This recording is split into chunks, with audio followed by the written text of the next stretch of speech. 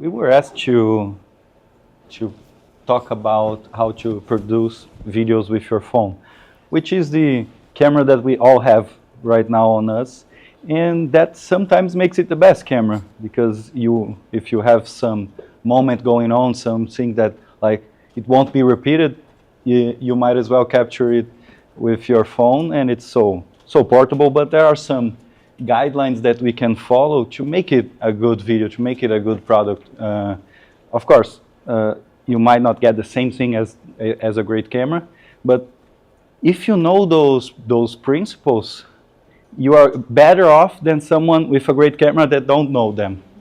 So let's get started. Yes. Yeah, that's just a summary, but let's go straight to the point. Yeah. Let's start with the basics. Before we go out and like create content, shoot a video, we need to think, we need a plan for it to be structured so we know what to tell. Like such a sports team has like their game plan, like their game plans, their strategies and plays. We have our scripts and stories. So over here, who here has like a favorite like creator, influencer? Yeah, who is it? Oh, like anybody? Yeah, anybody. Oh, I used to really like a YouTuber named Markiplier. Okay. And he makes like video game videos. Is that like the answer? Yeah, yes, definitely, a Markiplier. So he like makes like video game content. What do you like about his content that you wouldn't like about any other like video gamer?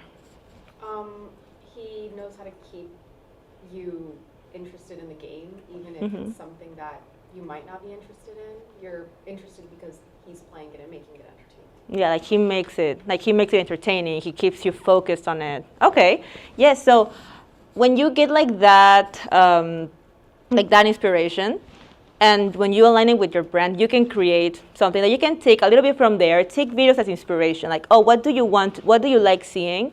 You can put that on what do you want to see or your audience to see. So now we're going to the storytelling because we can all go outside right now in Florida Mall, like we will not do it, of course, and create a video. On Florida Mall, in less than an hour, we can make a minute video. But what makes, in a couple of hours, it can be on the internet. So what makes the video that someone made here different from my video? Like it's a story that you want to tell. It can be a video about, you know, the shops. It can be about the food. It can be about the customer service. It can be about all the dirt spots in the floor. It can be about the bathrooms. Like I've seen content on that. Like that's what makes it different. Like that's what makes your content different from everyone else. And also our attention spans are even less than a goldfish right now. Like it takes 5 seconds for us to be gripped on a video, and if not, we scroll. Even less than 5 seconds now. So it's good to always have a structure and what you want them to see first so they can stay to watch the rest of your video. Where you have these like example structures like beginning, middle, end, hook content, and call to action, prep action, and reaction. Yes. Can I give also an example about that? And I love that when I got in here, I saw this board, several stuff about stories. Because stories capture us, they capture our attention, and it's been that since humans are humans. And that's kind of not like your nature. When you start shooting, when you pick up your phone, what do you want to focus on? Usually you want to focus on the action. It's what's happening right in front of you. But when you go to shape a story, if you just have action, okay, that might be a highlight clip of like a sport, which is a cool content. But that's not what gets you engaged to watch for 30 seconds, 1 minute, 2 hours. You need a story. I know it happened to me once when I was starting to shoot with my phone. I was trying to practice and I was shooting my wife playing tennis. And I thought, okay, I'm going to shoot tennis. But I shot several videos of those. But when it came time to edit it, I was like, okay, so I have 20 videos of the same thing. But the videos that I shot of her, like going to shake her friend's hand, they're chatting, they're like preparing, tying the shoe, that's what made the video. That made it interesting. That turned it into a story, not just a highlight clip. So those things, of course, there's like a more technical concept that's called B-roll, but which is not the A-roll, which is the main action. Like you guys were talking about the interview. The interviewee speaking is the A-roll, but the B-roll is like illustrating his story. And here we have some examples like this, the most common in stories, beginning, middle, and end. But on sports, preparing the action and the reaction, like the fans clapping. So there's a lot of things that we can do and make it much more engaging. I also don't know, like, if anyone here has seen like this like new type of content on TikTok where like the shocker of the video happens at the start, and you're like, oh, what is this? And then it only like resets the entire video, and then it like the actual good person at the very end. Like that's one way of like, oh, get a reaction from someone, and you're like, okay, let's see, what is this? Mm-hmm. And it's like 2 minutes, very boring, and it only matters like at the actual end. Like it's that kind of thing. Keep them engaged with your content. Yes. So some settings on your phone. Today, most phones shoot 4K. They have great quality of video.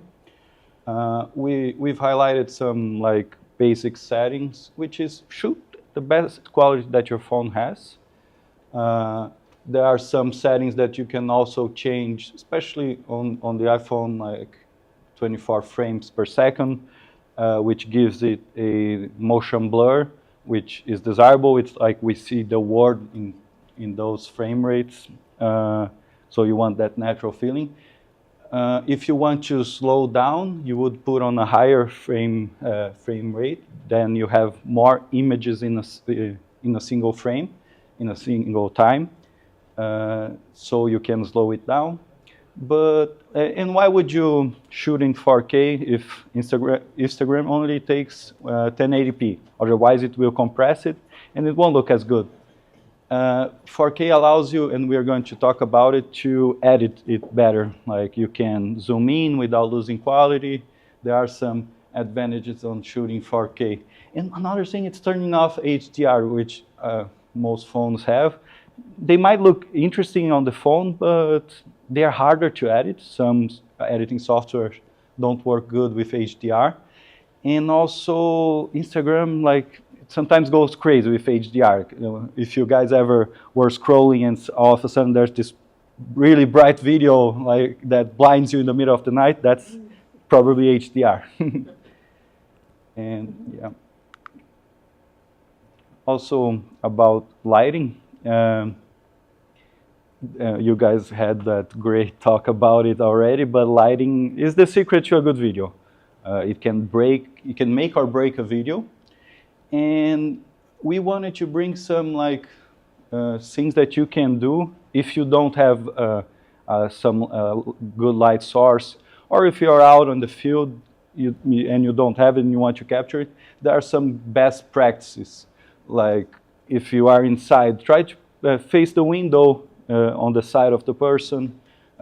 If you are outside, be mindful where the sun is. You never want the source of the light to be behind the person.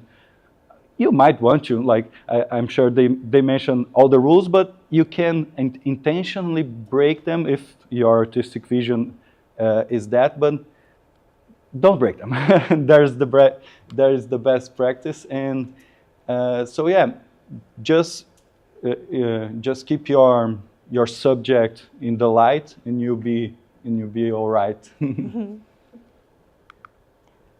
Those are the tips that I mentioned. If you're inside, find a window or perhaps an open door. Then you can place it close to that light source, the subject close to the light source.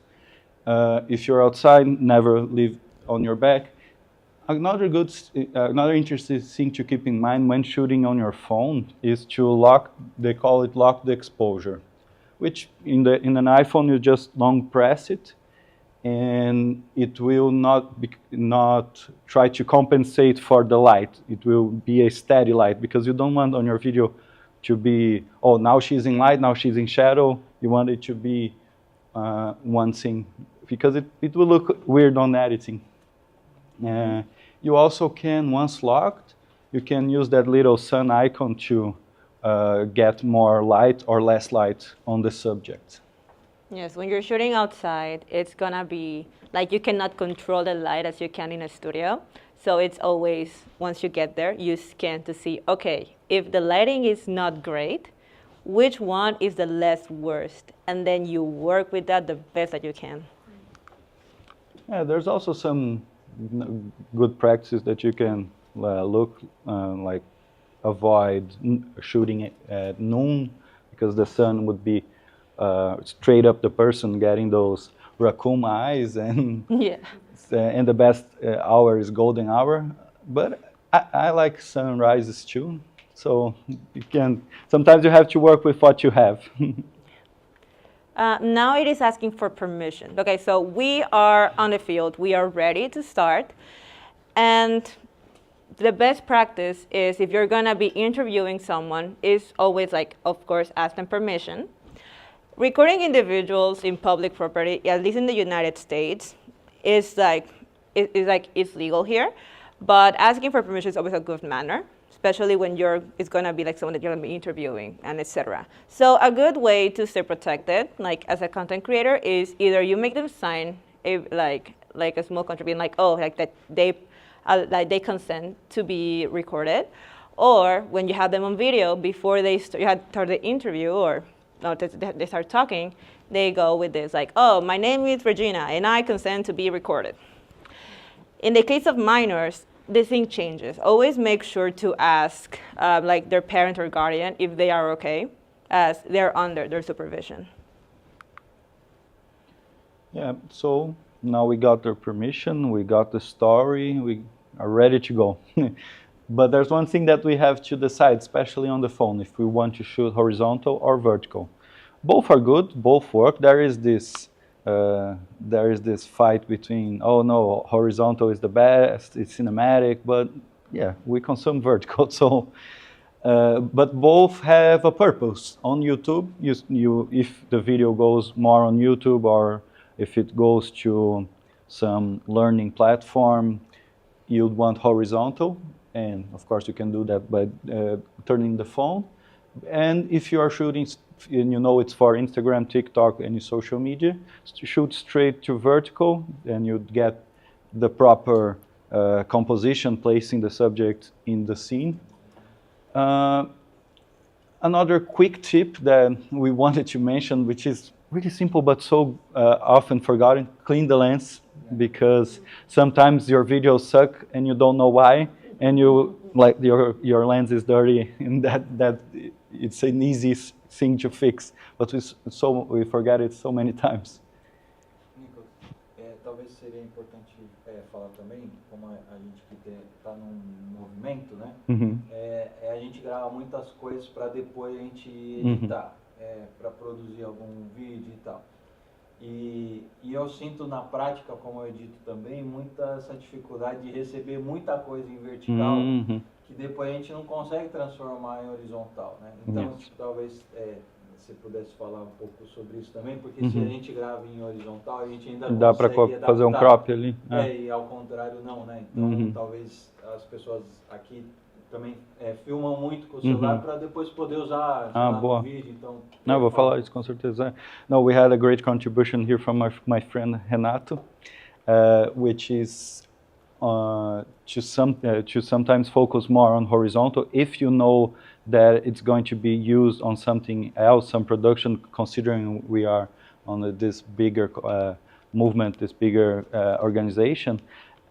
Because horizontal has a bigger flexibility when it comes to editing, because you can crop in, you can use that footage, especially if we shoot it on 4K, we can crop it in and use it better on vertical. The other way around doesn't work very well. You'd have to like do some sort of overlay or something, but if you want to be safe to use on both, horizontal is certainly the way to go. Thank you, Renato. So another big aspect when it comes to shooting, especially on your phone, is stability. We tend to be all over the place. When we have our phone, because it is so small, so light, we want to do like this and this and this. And when it comes to good video, less is more. If you see on the movies, it's like very slow movement or just a panning. It's not all over the place as we tend to shoot on our phones. And that's just knowing that can set your video apart. Trying to be as stable as possible. And if you're going to move, make it for a reason. Like, oh, I'll move it because I want to capture the whole scene. I want to get close to the action. I even got the nice American expression, dad cam look, because yeah, dads like are shooting all over the place. And move with intentionality. Some good tips. If you're not moving, try to be as still as possible. You can find something that isn't moving to help you stabilize yourself. It can be like a table if you are sitting like that, or it could be a wall, fence, anything. It might help, or a tripod. Easier way to go. There are smaller tripods that are bigger, but some really cheap options today, you just want it to be stable. It doesn't have to be the most high-end equipment. You just want it to be able to stay in that place. Another great tip, since you guys are here for the theme parks too, it's if you want to move, a good way to do it, it's called the T-Rex grip, which is you get your elbows tight against your ribs, and then when you move your whole body like this. It's better than this because you stay like this for like 10 minutes. It will be shaky. You can't do that. With the T-Rex, it's the way to go. Yeah, no, like in my case, I have a terrible grip. Like mine just like, my hands shake a lot when I like record. So like keeping it here and having more than one hand is not gonna like go wobbly as it normally does. Yeah, and there's another concept, but I don't know if I want to show you guys because it's kind of humiliating. It's called the ninja walk, but I think that's not the case in here, but it's walking like with the minimum bounce as possible. Yeah. But T-Rex is better. So another thing, the movement will set your shooting apart, or better, the absence of movement. But another thing that, there's this expression on the audiovisual world, it's called cinematic, what makes it cinematic. One of the things is composition. If you know how to place the person in the shot, like certainly my friends were talking over there how to place it. There are several concepts. One of the most important, most common one is the rule of thirds.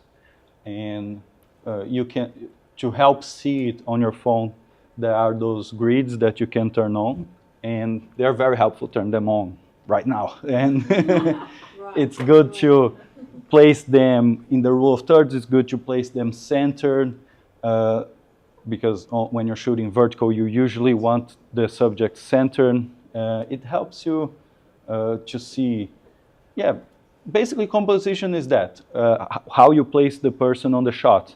And that can shape the whole story. As we pointed out, it changes how the audience feels about the video.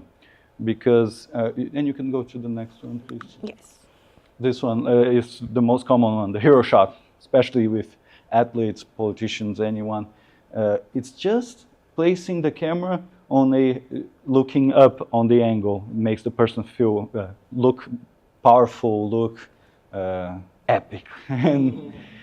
But there are more stuff that you can do. You can like do a coach view, like up from where the people are gathering. You can do a wide shot to capture the whole stadium, the whole environment. It's very interesting to study those compositions because once you start to know them, you see them everywhere. If you watch a movie, if you watch a documentary, you see they are always positioning the person in a certain way, and like I was saying, like this helps you shape the story. You tell the story visually, as we were saying, the preparation, the action, and then the reaction. You can see the three stuff here. the tide shot, which you call like a very zoomed in shot. It's nice to see the person getting ready. It's nice to see some action going on. The medium is the action itself, and the wide, the reaction of the crowd. Yeah. Let me get some water.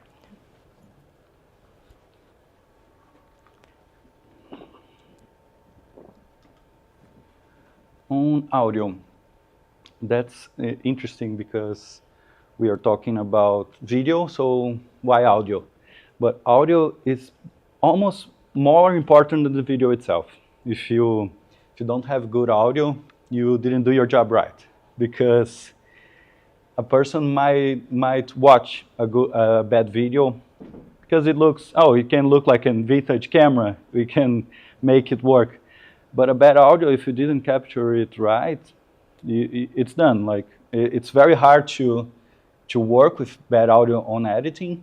And if you have a final product with bad audio, you might as well just throw a music on top of it and call it a day, because people won't watch it. So some good best practices when talking audio. If you're recording the person's voice, you'd like to be 3 to 4 feet away from them with the phone. Always be mindful, because the phone microphone, it captures everything. So try to be in a more quiet environment. If you are capturing action sounds like kicking a ball or anything, try to be as close as safely possible. You don't want to get hurt for good audio. And try to invest in microphones. There are very cheap options today, and they are all much better than just the phone, because the thing about audio is being close to the source. Like, we have the microphone here. It's close. If it was on the table, it wouldn't be as good. If it was far away, we wouldn't hear anything. And yeah, those equipments that we are mentioning, they are not expensive. But of course, if we can do without, we work with what we have. But it's nice to invest on some simple setup. Yeah, and even if, let's say, you're not in a space where you can like get a good microphone or get a microphone, even like your phones, like if you get headphones, like that microphone, it may not be the best, but it is a start to hearing everything all over the place, instead of being able to, if you can't, like if the place is too noisy, you can just try to record, and then after, give them another phone so they can talk into it like a microphone, or you can record the voice somewhere quieter after. Yeah, that's even a tip. I think I put it there. Yeah. No, yeah, and that's a good thing. We call it voiceover when we capture the audio afterwards and put it on top. And as Regina mentioned, most phones have those apps already. Like, you can use the voice memos app on the iPhone, and sometimes might not be the case here that you are editing, but if you are, sometimes you can do the voiceover straight to the app. Most apps allow that. And as Regina said, if you are more than 5 feet away, if the subject is more than 5 feet away from the camera, even the Bluetooth earbuds, they are better, because they have their built-in microphone. It's better than trying to capture far away. And this is a reminder: bad video can be artsy, but bad audio is unwatchable. You always keep that in mind. Like, if you want the audio to be a part, it has to be good. Otherwise, it won't work. Nicholas, a tip that I accidentally discovered, but then somebody told me that is widely known, is when we don't have a mic to record some voiceover, you just grab your phone and goes over to the wardrobe, open the clothes and record inside the wardrobe. The audio is not going to be like echoing, like it's going to be like clean, and it's pretty professional. Like most of the times, it look like a microphone. Yeah. Oh, awesome. Yeah. Just going to repeat that for the microphone to get good audio. It's a good tip to, and to, if you don't have a like a place with good sound treatment or that doesn't have echo or outside noise, your closet, especially here in the US, like they have the walk-in closet, really good to record audio there. The car is a good choice too. Yeah. That's why so many creators like they eat in the car, and they are also embarrassed, I guess, to shoot inside the restaurant. I always think of the mess that makes on the car. Like imagine eating Raising Cane's with all that sauce in my car. No, doesn't work for me. But the closet maybe. Yeah. Okay. So that's where the magic happens. The editing. It's not as glamorous. Most people don't really like it. So most people want to be behind the camera, close to the action, or be the director, yelling at people. But no, the editing for me, it has a special place in my heart because it's where you put it all together. You capture what you wanted. Everything for your story. You had that note of the shots that you wanted, the interviews, the questions. Now it's all here. What do we do with it? There are several professional editing apps. There are also some free good ones. Although CapCut, it's been trying to get us to pay. He's been putting several of the good stuff behind the paywall, but the most important thing when editing is shaping the story. You have preferably the script, the story that you wanted, and we've put together here just a simple workflow. Every editor works his own way. The first thing you want to do is import all your clips that you shot to the app, and then choose the best ones. Once you have chosen the best ones and put them in the order that you want, you cut them. By cutting it means removing the parts like at the beginning or some silent parts or just anything that doesn't add to the story. Especially if we are talking about social media, cut because people don't want to watch that much. So straight to the point. After you've cut and shaped the story, you want to color correct. What does it mean? Besides giving it like the look that you want, most importantly, you want all the clips to make sense, the color to make sense. Because, if one clip is too shiny and then the other one is dark, or one has a lot of color and the other doesn't, no, you want it to make sense in the video. And that's the color correcting part, and all editing apps have that. Then we go to the audio, which you've captured right after this talk. And in the audio, we'll keep things simple, make sure that everything is in the same levels, which is the same volume. You don't want one clip to be very silent and the other one very high. Like, you don't want that. All we want, I think the key thing about editing is keeping it seamless, keeping the viewer watching and don't have to be, so what happened, what changed? No, he's engaged in the story, in the message, not distracted by any crazy transition or crazy cut. On the audio part, we can perhaps add music. We're going to talk about licensing after this, but it's interesting. Just try to make sure that it doesn't overpower the dialogue or the action if you want those to be heard. And when it comes time to export, as I said before, 1080p for social media, otherwise it will compress it. 4K for YouTube because it allows, so let's put it out there as best as we can. Yeah, if I can add to this, also know what what you're shooting, to know how to cut it, because yes, if it's a social media video, you need to have very very short cuts, so the viewer stays engaged. Same for example, music videos.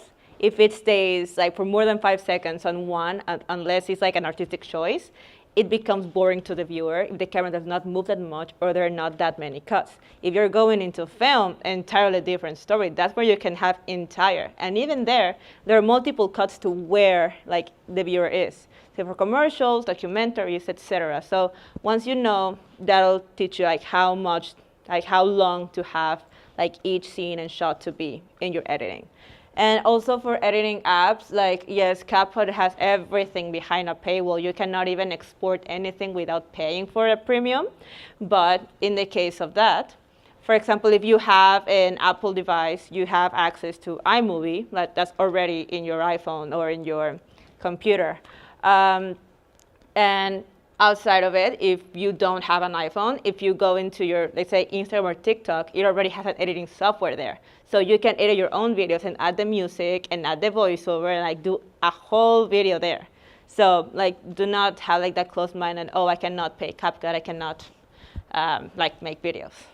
And another interesting thing to point out when we're talking about the cuts, because as we said, we don't want it to be distracting. That's also one important thing about B-roll that we mentioned, which is the shot that isn't the main thing as like the interview and stuff. Because with those extra material, you can hide the cuts. You can put it on top of the person speaking, and the viewer won't notice that you cut. Because as we said, you don't want the viewer to be distracted by the cut itself. Like imagine if I were talking and then start talking about something else, you'd notice that even if the audio doesn't tell that there was a cut, you can see it in the image. And that's why it's important to capture more footage of the scene. Besides it helping illustrate the story, it most certainly helps on the editing. Mm-hmm. So before I go to the next slide, I need to say something. I am studying music business. So for me, when I say music is the most important part, it's because I'm studying that. So the music, how to add music to your videos. As much as music has been something that we could have considered free because we have Spotify, YouTube, we can listen to music anywhere without having to pay. We think like, oh, okay, so adding music to my video like should be like no problem, right?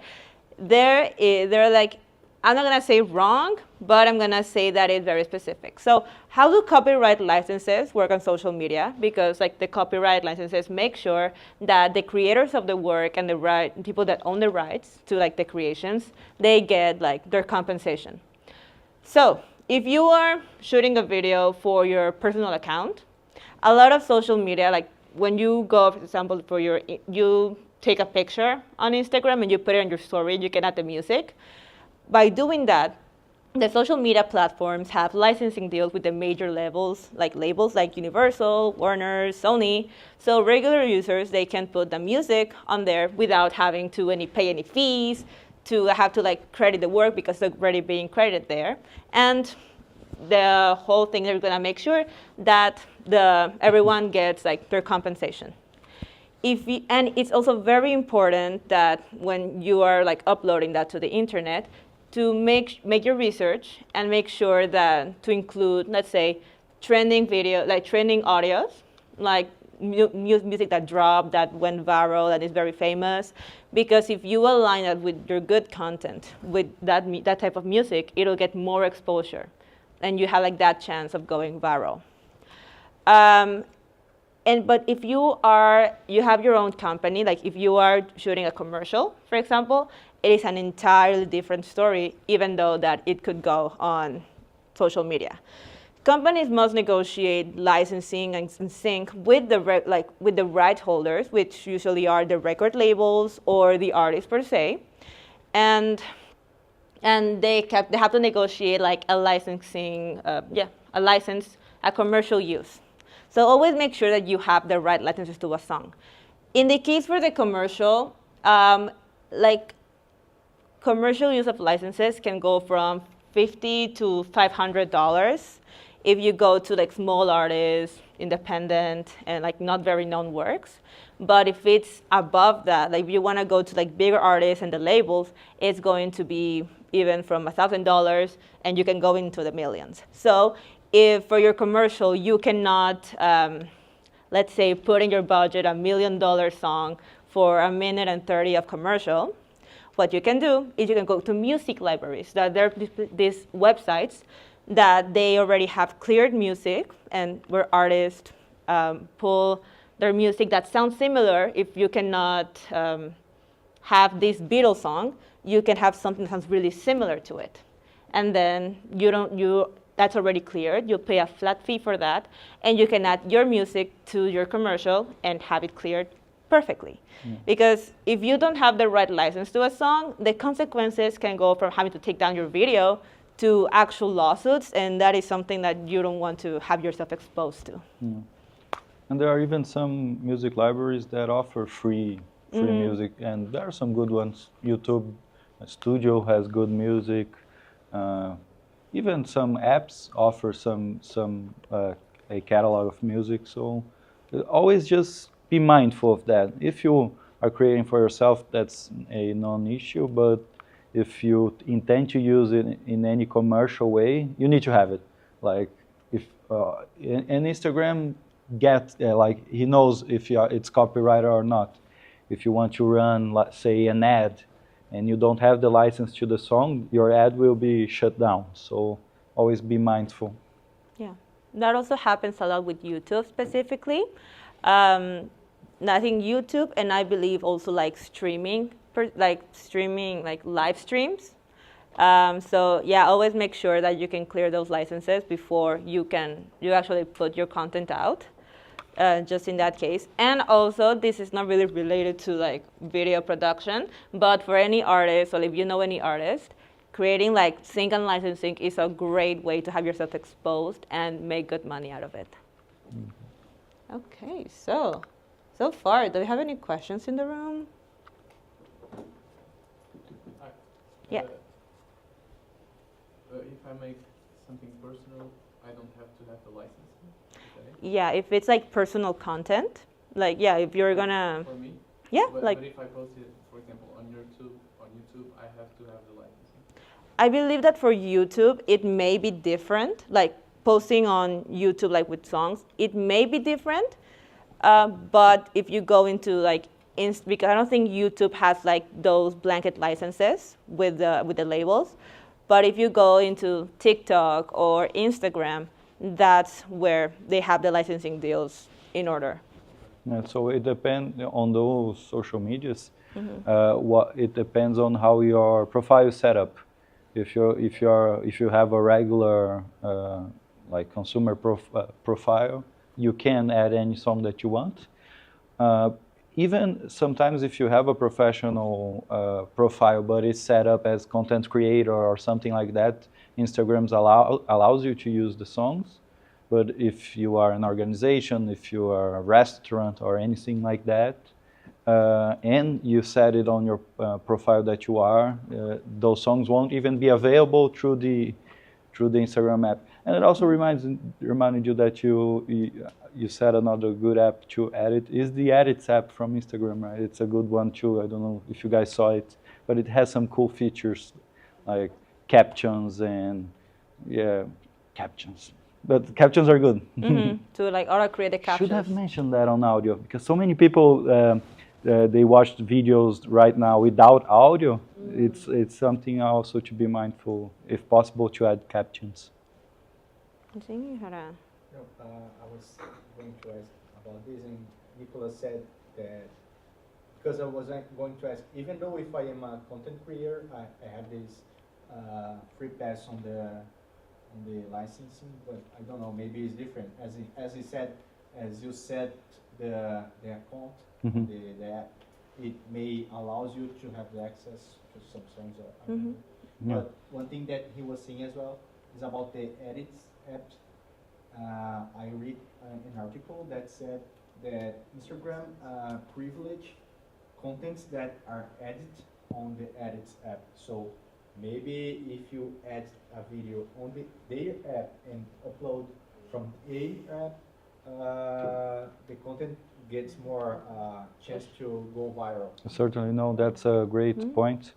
And the thing is that those social media apps, they like to promote their new stuff, their new tools. With Instagram and the edit apps, and I've heard that if you edit through that app and then post through it, or even just upload your video, do nothing but use that app to post to Instagram, they will expose it more, and that goes to any new thing on social media. Like the other day, I saw that they were on the stories. The first ones were ones shot with the Meta glasses, or if you are the first one to use a certain feature, try to do that. They want to show it to the world, and if you are one of the early adopters, they will put your content out there. That's a whole other conversation, but there's plenty of interesting strategies. But always, stories are king. Good audio is necessary, and good composition, lighting. You guys are certainly good to go. Yeah, and one more thing on the music. Have you guys seen like a horror movie when like something is coming up, like it's the tension? Has anyone seen a horror movie without the audio? No? You think like it's like you can see a whole different shift, or if you add let's say like a clown song on top of a horror movie, it loses all its value. Like you're not scared anymore. Like you see like someone about to like I don't know, do something bad in the movie, and then you see like the circle music theme playing, and you just laugh because it's just comedic now. It all bases on where do you put that music in, because the music really, or the music soundtrack, etc., changes the whole vibe. It can make something sound heroic or foolish. So always like keep that in mind when you are putting that music. Okay. Any more? Got any questions in the room? The Instagram edit app that you were referring to, is it InShot or something? No, it's called Edits. Yeah. Just repeat Yeah. what Yeah. you said so we can record The it. Instagram yeah. edit app. No, it's when you go on Instagram and you go into the post, into the create. I believe that you should be like led to a part of, like to put your videos in. Okay, I see. Yeah, and then you'll be able to like put the videos, trim, add Oh, no, voiceovers, add the music. There is this app called Edits. Oh, Yeah, also? I think it is Oh, yeah, called yeah. Edits. Yeah, it's called Edits. Ah. The name of the, Edits, video Instagram. editor. yeah. Yeah. Oh, that's even First better. We used to edit on the Instagram, but then they pick up this feature and did a app setup. Mm-hmm. So you can use this app to make the edition. Yeah. Yeah, I believe, no, yeah, I think I was wrong on that. I think it's TikTok that you can do it in the app. Oh, yeah. You can Also shoot, you Instagram can cut. You can do as well. Oh, but it's the then other they app. decided to put in a separate. Ah. And they are following on TikTok's footsteps because CapCut is TikTok. They own CapCut. They do a lot of templates there. But which one is better, like Edits or CapCut? You can try both. CapCut is really good, but the problem, as Regina mentioned, is that several features they are charging. Like when they started, everything was free. They had stuff that you'd have to pay if you were editing on professional stuff, like some good background removal, some really user-friendly ways to do stuff that would take hours on other softwares. But now since they got such a big user base, they started to charge for it. But just experiment. There are several good ones, and you find one that you like, certainly. Yeah. And I believe that also CapCut and TikTok have some sort of deal as well, because I remember that when the TikTok ban happened in the United States, I lost access to CapCut for a couple of days. So that too. Yeah. Okay. That's it. So thank you, guys. Thank you for Thank you so much. sitting on us.